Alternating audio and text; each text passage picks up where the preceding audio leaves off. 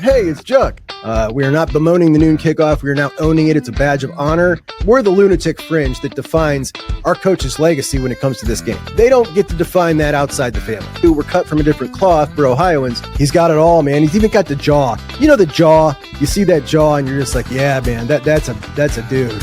Do I want Michigan to beat Oklahoma? No way in hell. I don't know what world I'm living in. This is insane to me. And if you saw my outburst, I apologize. It's showtime now. Hey, welcome in. It's your friend Juck. Appreciate you so much for joining me from JUCK'S Studios, where we are still buzzing from the big win on Saturday. I'm still dealing with my battle wounds. Look, we all got to, take one for the team every now and again. Me, I took one in the form of a sunburn on my neck because I was sitting so close to the sun in the shoe on Saturday. 5 rows from the top. Look, you're really high. It puts you closer, apparently, because I got dinged pretty good. But I'll make it, guys. I'll make it. It was worth the sacrifice as the Buckeyes come out. The victor set the season up for success, a big jump start on everybody else, and the AP poll has not been released yet. They better be number one. I'm hearing stuff about Penn State or LSU potentially being number one. I'm going to lose my crap here, seriously. But that's not the purpose of today's video. We can talk about that more on Buckeye Huddle Primetime tonight at 8 p.m. every Monday and Wednesday over on the Buckeye Huddle YouTube channel is where I'll be. But today, I want to talk about the class of 2026 and kind of keep up every week as we go with these phenomenal players in the class of 2026, because we can bemoan the rank of the class, right? But let's not forget, there are some really good football players that are coming, that are committed, that want to be Buckeyes in this 9th ranked class of 2026. But I want to start with a player that's committed in 2027, because that's where I was. I went down to Pickerington Central, and I watched Pickerington Central welcome in the Wayne Warriors from Huber Heights, led, of course, by the number 1 wide receiver in the country in the class of 2027, Jir Brown. And Jir Brown, him and the Warriors lost. They lost 38-28. And that means that they scored 4 touchdowns, of which Jir Brown only scored 1, which made me salty. He only had 4 receptions. And I'm looking and I'm trying to put myself in the shoes of this coach who was on the losing end of this at Wayne. This is the number 1 wide receiver in the country, and he caught 4 balls. And the quarterback was pretty good. He had a big arm. He was a big kid. He was strong. The offensive line wasn't fantastic. But if I've got the number 1 wide receiver in the country, he's getting more than 4 receptions. I don't care how I got to do it. He did have 1 rushing touchdown, and that was lined up out of the Wildcat. And the reason that is because he caught a touchdown, which was amazing. I'm going to show you that right now. Catches, look, he goes in motion behind the line of scrimmage, 1-arm catch, and runs it into the end zone. It gets called back. 2 plays later, it's 3rd down, and the quarterback gets in a spat with one of the players on Pickerington. They both get tossed for a play. So what do? Well, just give Jir the ball. We line him up out of the Wildcat, and Jir runs it in for a touchdown. It was a fantastic run. Unfortunately, I didn't get the camera footage of that because I was too busy sending my brother the previous one that got called back.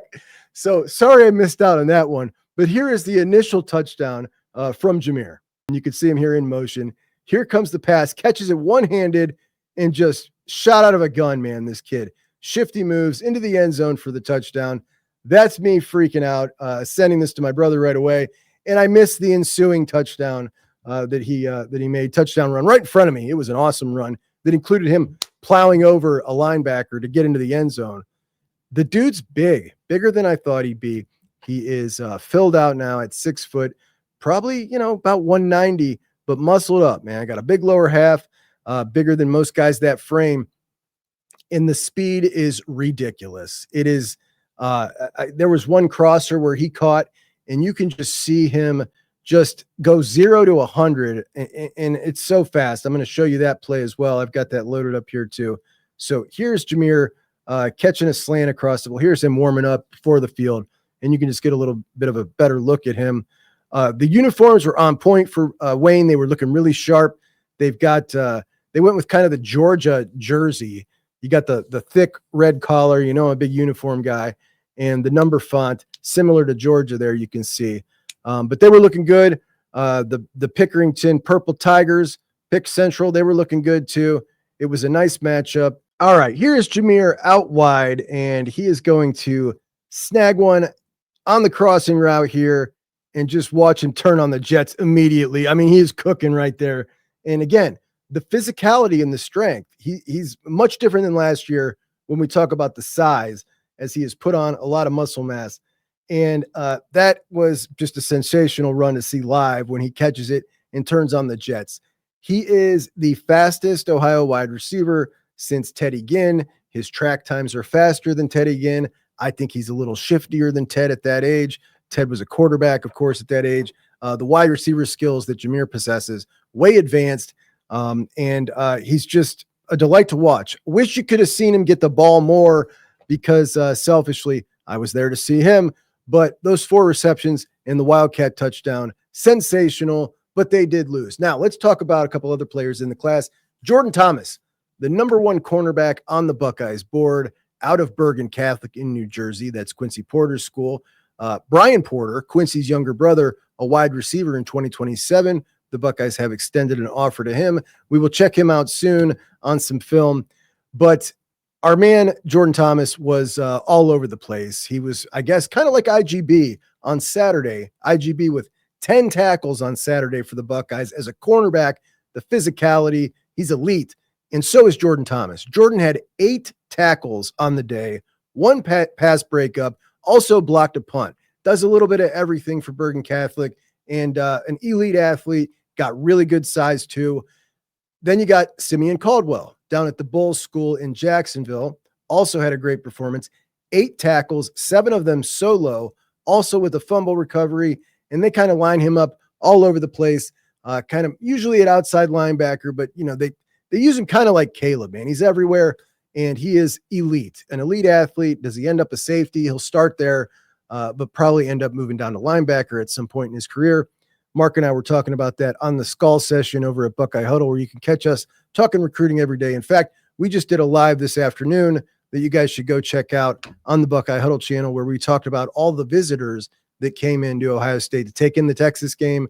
Some good stuff over there. Now, one of the Buckeyes tackles in this class, Damari Simeon, defensive tackle, also out of New Jersey, St. Augustine, I believe. He came into town to Canton McKinley. So they came into Fawcett Stadium to play Canton McKinley, and Damari Simeon and his St. Augustine, I forget the name of the team, beat the Canton McKinley Bulldogs 24-14, and Damari Simeon had 2 sacks. I think Damari is going to be a fantastic defensive tackle at Ohio State.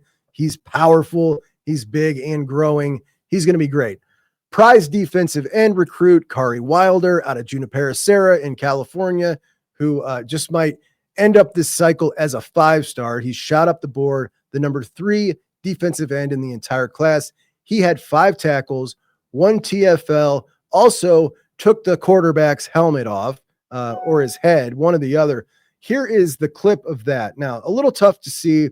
Focus on the quarterback, and you'll just see the absolutely non-human looking, it looks like a cat. It's so fast. Just watch him come from the side here. Boom, and watch, you can see his head roll. There's his head. Boom. I mean, look at that. That is just, where's he even coming from? I can't even see where he's lined up. And then he gets up and he's looking for more. What now? What now? What now? Who wants it? Kari Wilder is a beast, man. Love this kid. My Hoben Knights here in Akron, of course, commit Sam Greer, 5-star offensive lineman. They went down and played Spalding, Archbishop Spalding in Maryland. They lost the game. Sam was fantastic. Tell you who really shined was Squeak, little Squeak. So you got the Feaster brothers out of Hoben, right? And Brayton Feaster is the older brother. He's the one that has just made the switch over to linebacker from running back. He's not been offered by the Buckeyes yet. Oregon, Michigan, Penn State, USC, all over him. Hopefully the Buckeyes see some footage that they want to see out of him and get on him, because I would really like that. But it is little brother, it's Brayton and Bryden, little brother Bryden. He goes by Squeak. He is a little bit longer, a little bit taller, not quite as yoked up as his older brother, but he's really strong. He was everywhere. Kid loves contact. He's a linebacker as well. But man, who knows? He could turn into an edge. I don't know. He's long. athletic, loves the violence. And again, both of these kids are state champion wrestlers. I love them. I'd love to see them both Buckeyes. Now, the wide receivers of the modern day kids, both Caden Dixon Wyatt and Chris Henry Jr. had the week off, so they didn't play. But Brock Boyd did. Brock Boyd out of South Lake Carroll, Texas, his team beat Midland, Texas 49-0. So Brock wasn't in long. But in the brief time he was in, he had 6 receptions for 90 yards and a touchdown in the blowout. The dude is just absolutely legit.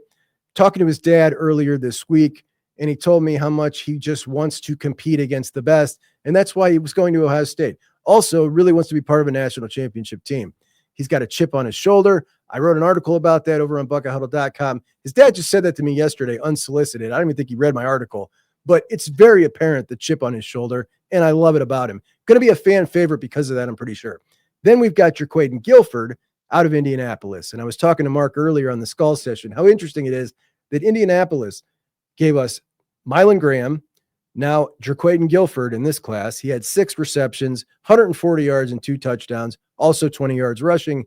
And now they've got the number 1 wide receiver in Indiana in Monshun Sales, who is 6'5". I mean, just a huge bodied receiver, athletic as heck. And he is the number 1 wide receiver on the Buckeyes board for 2027. Been to campus several times. Things are looking really good. Now, the quarterbacks, obviously, we've got 2 committed, 2 California kids who both grew up Buckeye fans. How cool is that? Luke Fahey out of Mission Viejo, 23 for 26 for 375. Now, when you hear 23 for 26, you think that's some serious accuracy. Probably not going to be the hugest yardage numbers, because, you know, when you're that accurate, you must not be throwing downfield as much, but he was 375 yards, 3 touchdowns, also 20 rushing yards, and they won the game. Brady, on the other hand, lost the game 20-19. Brady Edmunds up at Huntington Beach. They lost the game by 1 point. Apparently that their extra point kicker wasn't on point, as it was 20-19, but Brady threw for 3 touchdowns. He was 24 for 32 for 179 yards. And I think Brady is just going to be fantastic. I'm sure he's devastated by the loss, as they're looking for big things out of Huntington this year. They still obviously are in good position to make the playoffs. He's going for a state championship at a school that's not historically been as dominant as some schools out in California. If anybody can do it, Brady can. I think he's fantastic. Now, we talked about, Mark and I, about the games that we went to on the Skull session today. I talked about obviously going to see Jir Brown. He went over the weekend on Friday to Olentangy as they played Perrysburg to check out CJ Sanna. Linebacker CJ Sanna, a top 300 commit, and it's him and Sincere Johnson in this class of 2026 that are committed. CJ Sanna, his report back was he had a really good game. He obviously shows all the physical traits we all want to see. It is just his maybe like 13th game starting at linebacker. Moved from safety as he got a little bigger, and he's still making some mistakes from aggression. He's so fast and so straightforward to go get somewhere and make a hit that he's running himself out of plays here and there. Some things he needs to fix, but look, mistakes that are born out of aggression, you'll take them. But Mark really believes he's absolutely got elite athleticism, and it certainly shows through on the film. So that is his report from seeing CJ Sanna. That is my report from the class of 2026 over the weekend on Friday and Saturday. I appreciate you guys for joining me. We'll be back and maybe do these every week if I can keep updated and find these numbers. They're not always the easiest to find, but appreciate you guys. Talk to you soon. Chuck and Bucks out. Hey, it's Chuck. And I don't think he's going to throw the ball as much as he thinks he's going to throw the ball now that Chip Kelly's on board. And I'm happy about that. More quarterback. The truth is, Ryan Day has made a change philosophically, but it's none of those. You all know who wins. LSU is the drunkest fan base in the country. Start